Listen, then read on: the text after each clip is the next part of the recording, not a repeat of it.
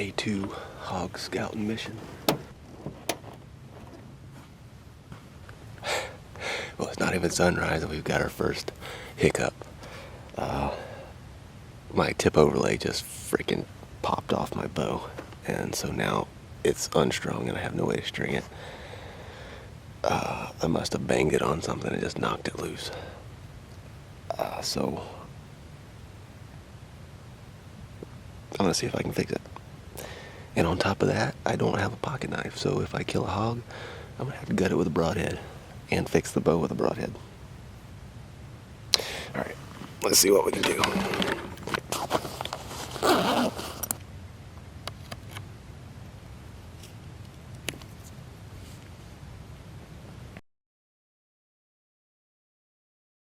Let's see.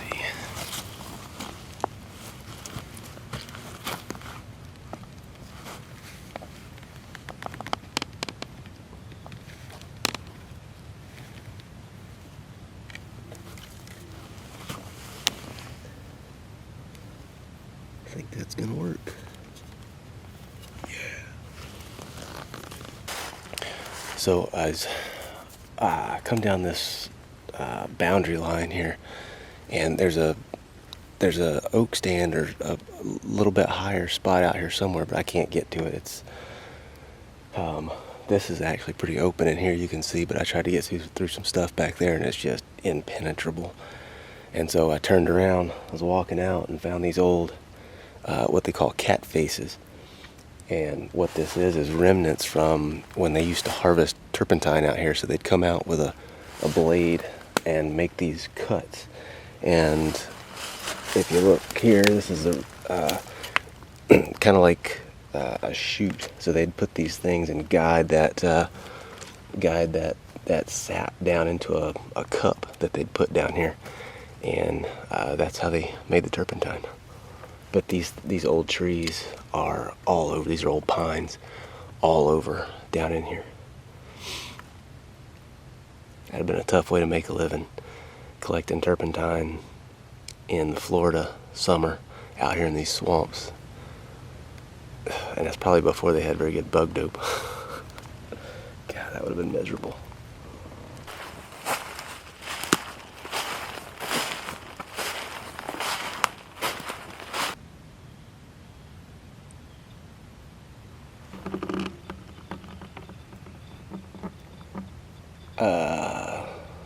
I'm hoping that's a bear.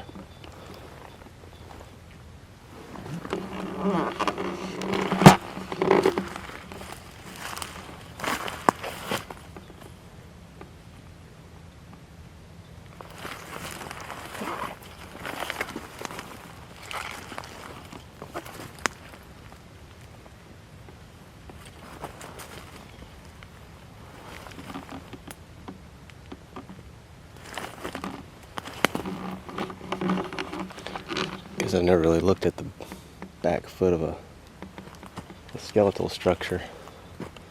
It looks oddly humanoid. Here's a piece of skeleton here. There's some bones back there. Let's go in here and check this out.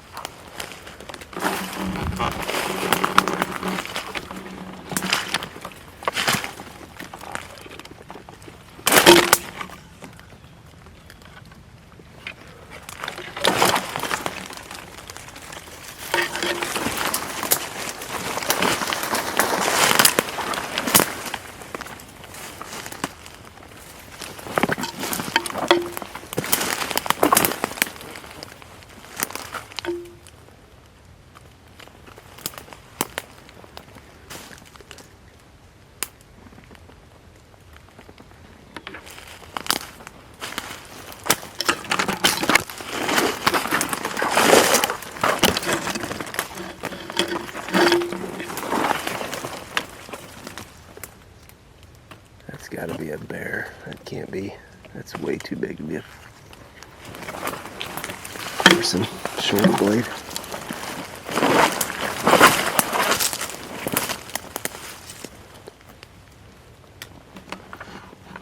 I looked around a pretty good bit and I couldn't find.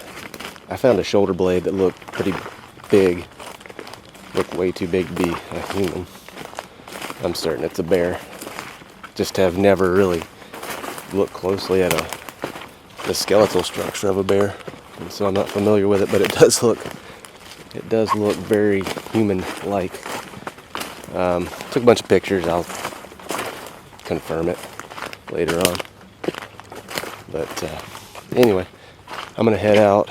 There's this trail's about a half mile long, and it's just through nothing but thick tie swamp, and there's no reason for pigs to be in here. And so I'm gonna go try to find a big palmetto flat. So that's where we're headed. This is old, like ancient sand dunes that all of this stuff is growing on, and so it's very poor soil.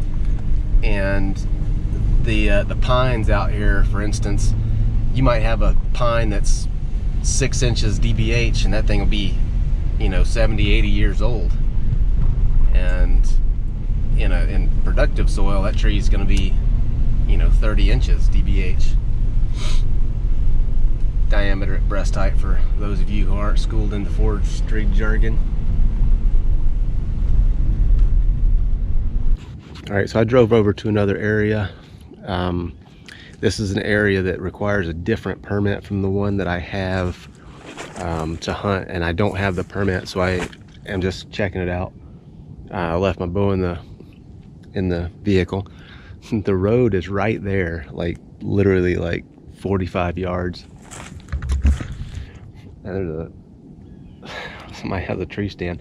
There's a little 2-track right here, but kind of strange. They've got a trail camera like mounted to the tree stand, pointed down. I've never seen that before.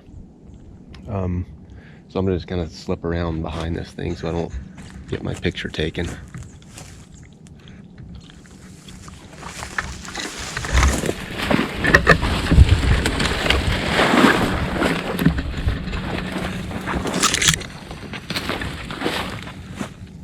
Kind of interesting. I did see a few hog tracks. It rained hard yesterday, and this is all sandy roads, and I did see a couple of hog tracks. What these guys are doing. The trail camera. Let's go into this one.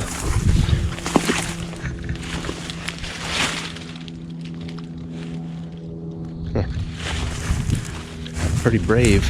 I wouldn't leave stands and trail cameras out here.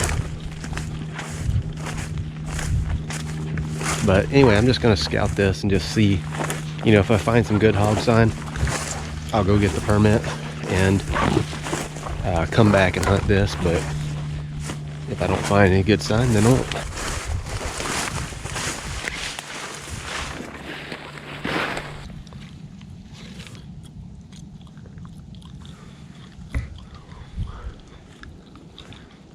So that's a good sign. These little red oaks in here tend to drop a lot later than the white oaks, and so if there's a lot of acorns on the ground in here, it looks like there's a fair bit. This might be what they're keying on right now.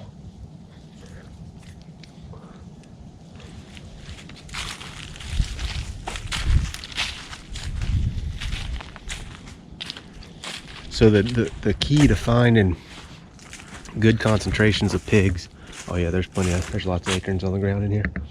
The key to finding good concentrations of pigs is to find whatever food source that they're keying on at that time, but then adjacent to really good security cover. And so pigs like just very uninviting stuff.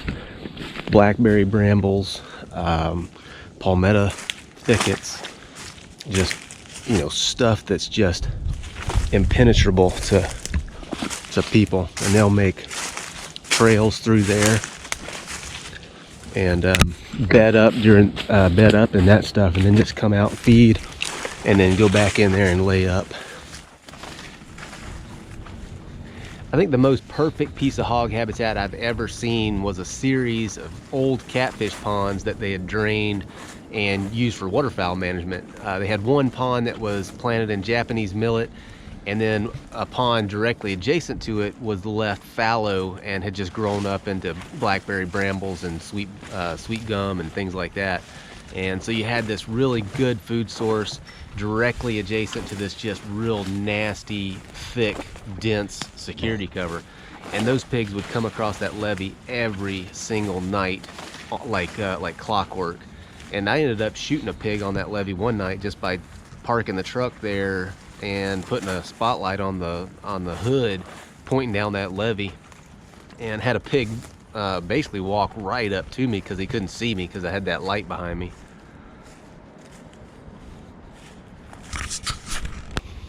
These little red oaks are dropping, and I'm sure the hogs are on them, but the problem is that these flats where these little oaks are absolutely massive. And so even though those oaks are dropping, it's a food source, it's a good food source for the hogs, but it's so distributed that there's just no telling where the pigs are going to be. You know, when I found those last week, when I found those live oaks, it's like when those things are dropping, like that is the only really major food source around. And so when those things are heavy and dropping, like all the hogs are just right there and concentrated. But here they're so spread out that it would be difficult to pattern anything. And so we're calling for thunderstorms tomorrow, starting this afternoon, and then going for the next couple of days. But on my way over to Ryan Gill's event, that HuntPrimitive event, I'm gonna check out some other areas, and so what I'm probably gonna do is just leave a couple days early and do some scouting and hunting on the way to that, and then once I'm done with that, head over there. So I've got some other areas that I've picked out on aerial imagery that look pretty good, so maybe they'll pan out. Yeah, I wish that I could put out a hunting video every week where I get on animals, but it's just not the way it is. Part of hunting, especially when you move to a new area or you're checking out a new area, is putting in your time. You gotta put in your time to pattern the animals, to figure out what's going on, and to find those areas. And that's why, like, a good hunting spot, people guard that stuff with their lives because it's so hard to find a good spot. You know, the spot that I found last week, I think that's going to be good early season, maybe in November, and I don't know if I'll ever be here in November to be able to hunt it. But I just haven't found anywhere close by our place to be able to do any hunting. Where I think you could have a really good chance of seeing a hog every day you go out. And I know places that I could go, and if I sat there for a week, or if I hunted every day for a week, I would probably see hogs. But there are places that I know of that are within maybe 5 hours drive where I go, and I know that almost every single time I go out, I'm gonna see pigs. I would love to find a place like that close by. I don't know if that place exists, but if it does, I'm gonna do my best to find it. In the meantime, I guess I'm gonna have to drive a little farther.